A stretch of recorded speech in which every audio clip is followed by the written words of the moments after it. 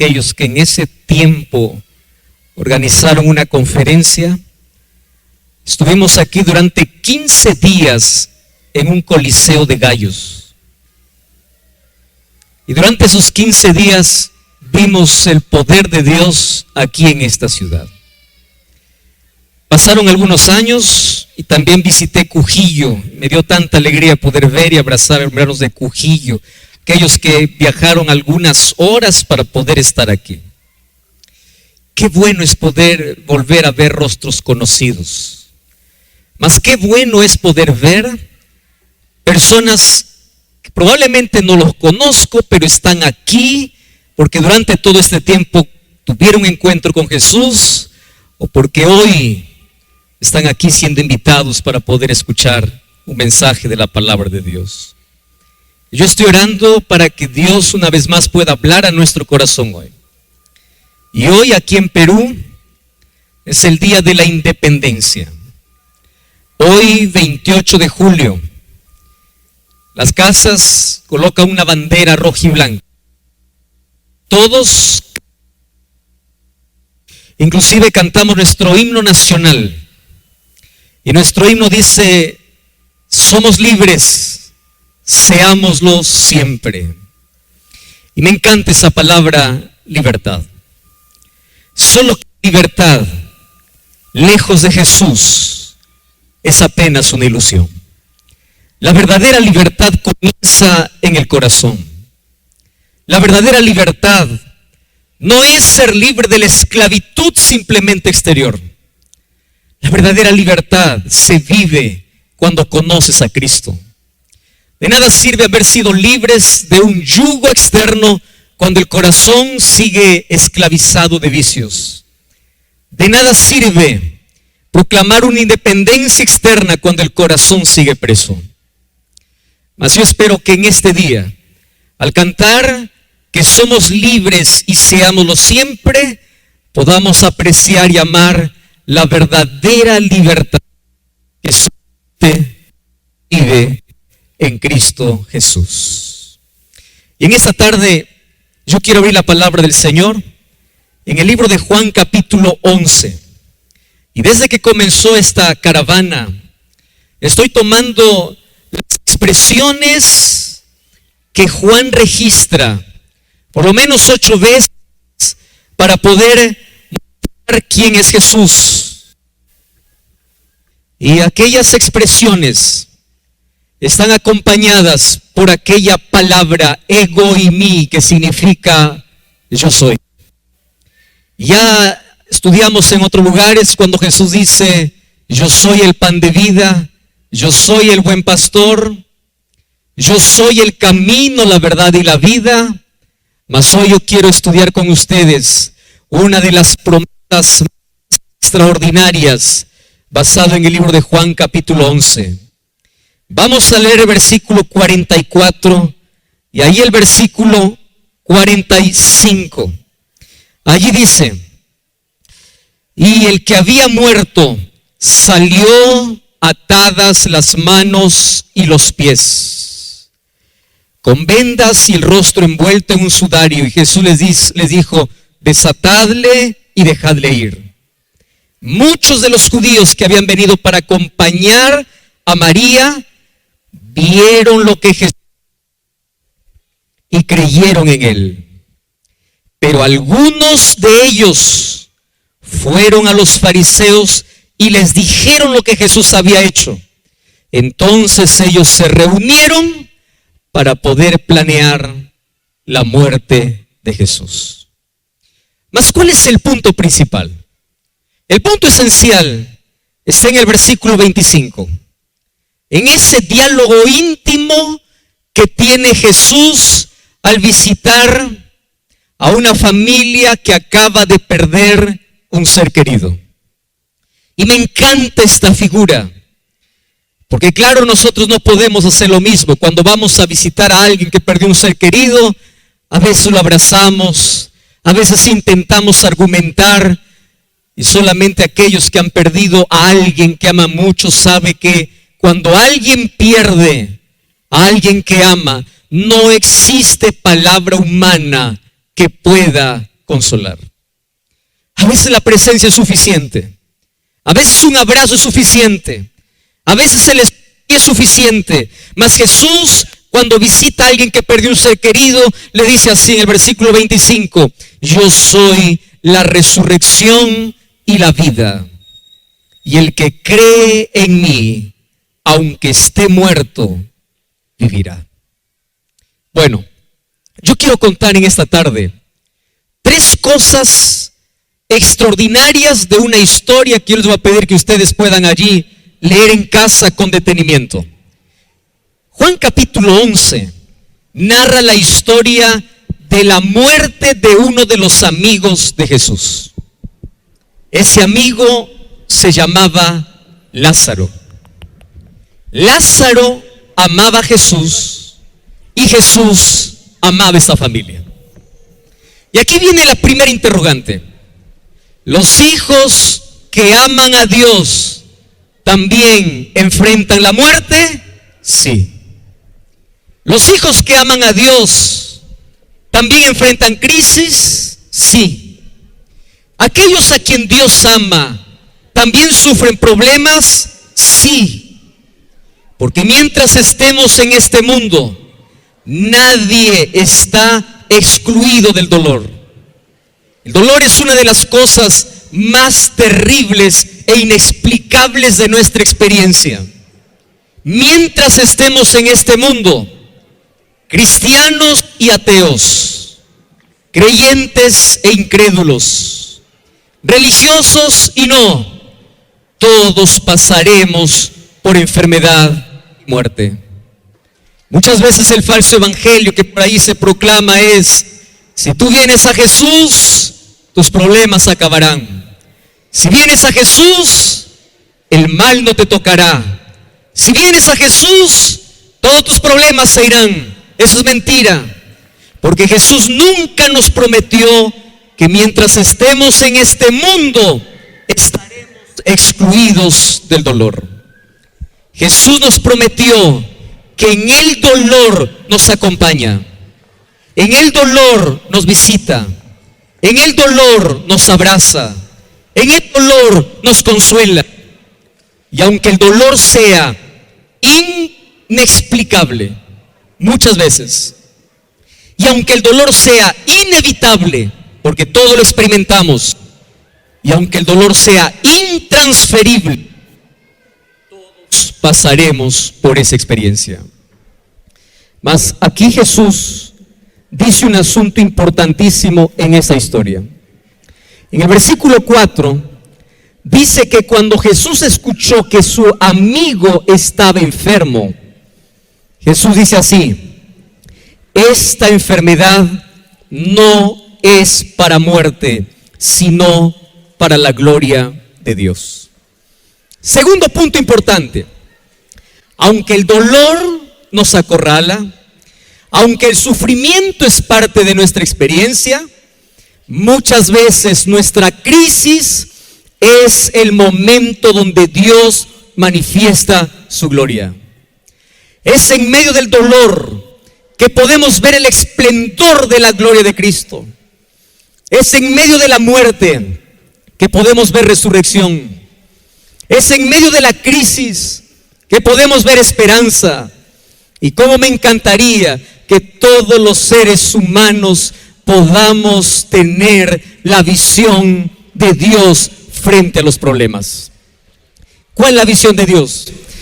El ser humano cuando enfrenta problemas se enloquece, se desespera, llora, grita, quiere morir, quiere suicidarse, quiere acabar con su vida, porque su visión es limitada. Y miren lo que estaba sucediendo. Mientras algunos veían muerte, Dios veía gloria. ¡Qué tremendo! Mientras algunos veían que la enfermedad estaba acabando a Lázaro, Jesús ve la oportunidad para mostrar su gloria. Mientras tú ves problemas, Dios ve su poder. Mientras tú ves una emboscada, Dios ve la salida.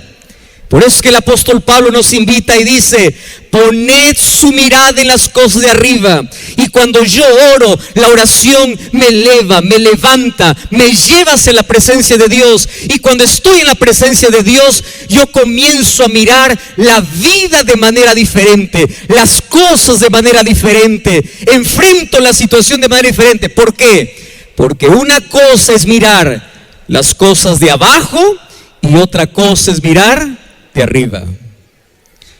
Hace algunos años atrás, en Brasil comenzamos a grabar un CD de programas llamado Pablo, el mensajero de la cruz.